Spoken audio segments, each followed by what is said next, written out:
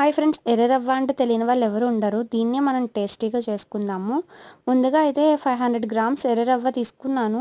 దీన్నైతే fry చేసుకున్నాను. కొంచెం brown colour వచ్చిన తర్వాత వేరే ప్లేట్లో తీసేసుకున్నాక ఆయిల్ వేసుకుని అంటే చిన్న చిన్న ముక్కలు అల్లం ముక్కలు కట్ చేసుకుని అవిని పచ్చిమిర్చి ముందుగా వేసేసుకుని బాగా ఫ్రై చేసుకోవాలి.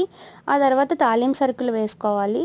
తాలింపు సరుకులు మినపప్పు, జీలకర్ర అండ్ జీడిపప్పు అండ్ పచ్చెనపప్పు అండ్ కొంచెం పెసరపప్పు ఇవన్నీ అయితే బాగా ఫ్రై చేసుకున్నాక ఆనియన్స్ వేసాను.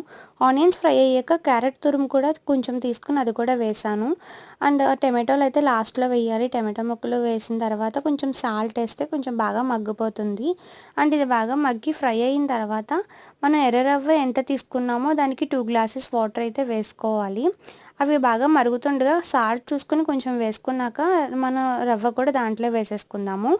చాలా టేస్టీగా ఉంటుంది ఫ్రెండ్స్. నేను చెప్పిన ప్రాసెస్లో ట్రై